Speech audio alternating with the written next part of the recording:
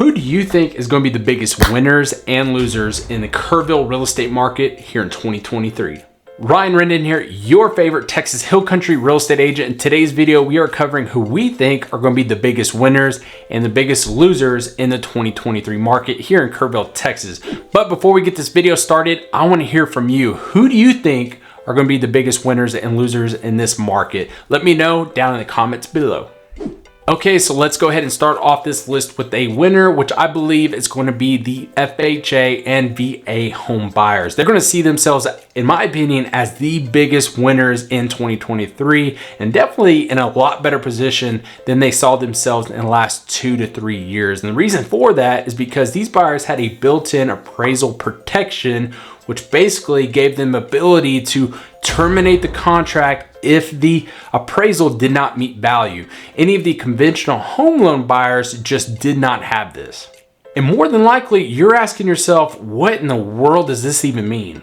So basically, during the situations when there was 5, 10, 15, 20 offers on the table, all these FHA and VA home buyers had that built-in protection. So if an appraisal came in short, automatically they had the ability to terminate the contract. For conventional home buyers, they had the ability to waive that. So if it came in short, they could make up the difference with cash. Therefore, most of these FHA and VA home buyers had a very tough time putting houses under contract because of the fierce competition with all these conventional home loan buyers, but also here in the Texas Hill Country, we have a lot of cash buyers. So if you're bringing an offer to the table that had that appraisal protection, your offer wasn't even being looked at because you had all these people who are waiving their right, or you had these cash buyers coming in, and obviously they don't have to get an appraisal if you're paying with cash. Okay, so why do we think that FHA and VA home buyers are going to be big winners in 2023? Well, it's because there's not near as much buyer competition this year. The last quarter of 2022, we saw an increase in months of inventory, which basically means the number of houses on the market, but we also saw a 33% year-over-year decrease in the number of sales. So what does that even mean? To simply put it, it comes down to supply and demand. The less supply that you have, but the more buyer demand that you have, we call that in real estate a seller's market. But when things start to flip and you see supply starting to go up, but buyer demand coming down, you start seeing yourself rolling into a buyer's market and or a balanced market. With less competition amongst buyers, we are now finding that FHA and VA home buyers are back in the game, giving them the ability to once again buy a home for them and their families. Another great aspect about not having as much competition amongst the buyers is the buyers having the ability to ask sellers to pay for seller concessions. And what that basically means is that buyers now again have the ability to ask sellers to help pay for their closing costs, or if a new roof needs to be put in or any type of repair needs to be fixed before closing, they have the ability to ask for that, and or even put a house under contract contingent on them selling their other home. Which during the past 2 years, most sellers wouldn't even consider that, and in a lot of cases, they would actually laugh at it. I'm not even kidding. We would be laughed at if we brought a contingent offer on the sale of another home. Okay, so this brings us to loser number 1 on the list, which is the fix and flip investors, also known as flippers. So over these past few years, we've seen a perfect storm type situation for these home flippers.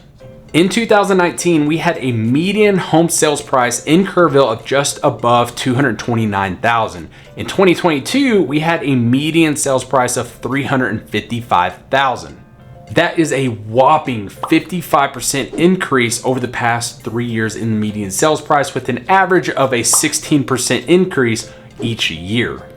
So these flippers of the past 3 years had the advantage of low supply, very, very high buyer demand, but also rapid raises in the home prices. Of those three, the only thing that really remains is a moderate level of supply, which has continued to rise over the past 6 months. Although there is still an opportunity to flip a home in today's market, but one thing you'll absolutely have to make sure you do is add up all the holding costs for insurance, your interest on short money, the high property taxes, and transfer fees.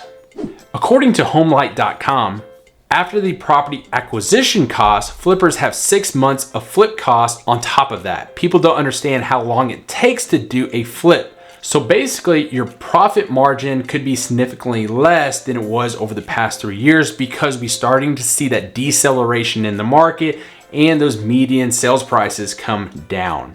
But if you are looking to do a home flip this year, make sure you send me an email at ryan@rendonrealtygrouptx.com and I'll make sure to give you a list of all the handyman specials.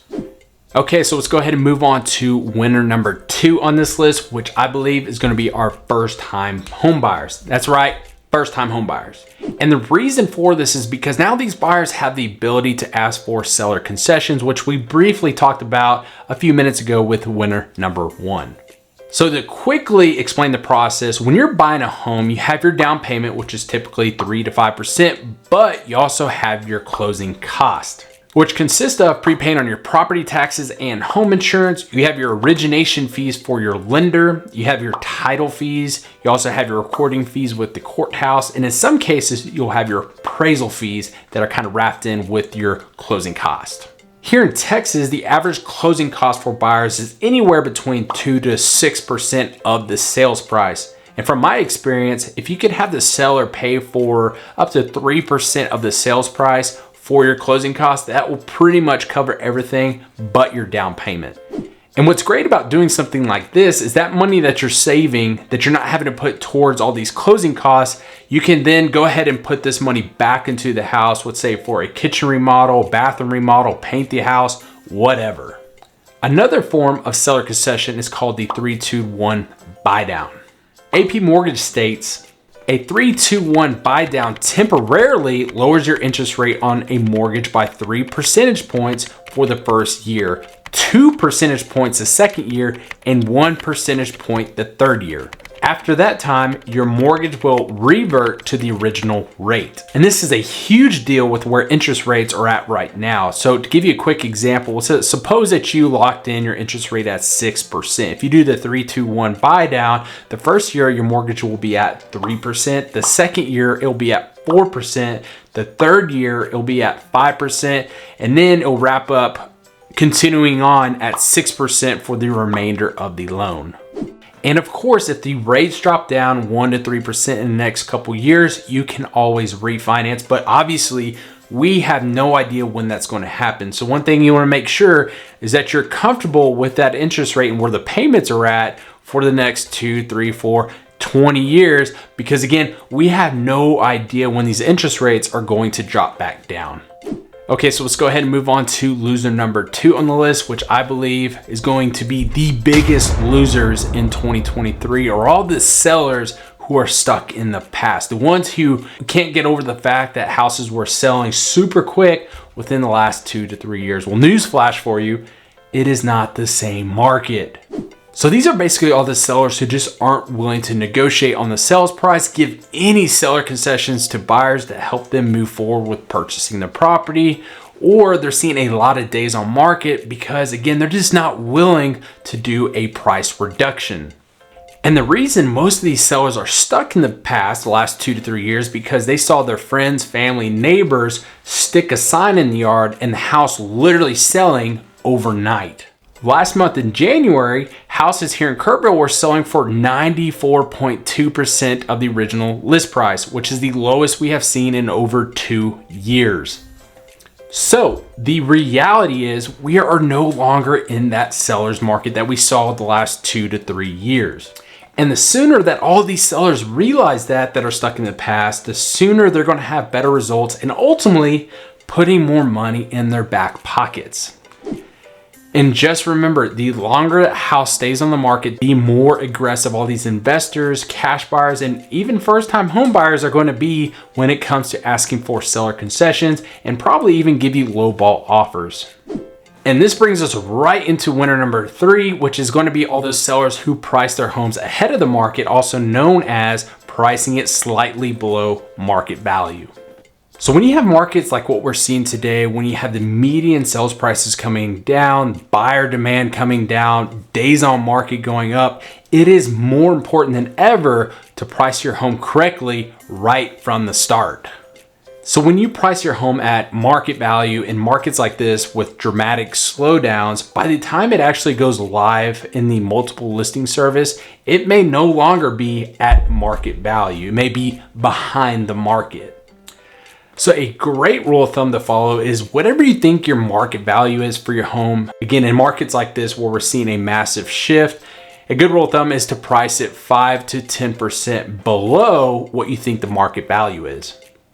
So the real benefit of utilizing a pricing strategy like this is that you may still have multiple offers on the table, which would ultimately put you in the driver's seat and in full control of the situation, and also driving that sales price up, hopefully closer to that market value that we originally thought it would be, or even maybe above that market value, but also these buyers asking for fewer seller concessions. All right, so this brings us to loser number 3, which I think are going to be the production builders slash spec home builders. So here in Kerrville, we don't really have big builders, production builders like D.R. Horton or Lennar, but we certainly have quite a few spec home builders within the area. One thing that these spec home builders will just have to realize is that we are not in that crazy hot market that we talked about earlier. The mentality of if we build it, they will come just won't work in this type of market. As of right now, new construction homes make up for 10% of all of our active listings here in Kerrville, but they have a 10% higher days on market count.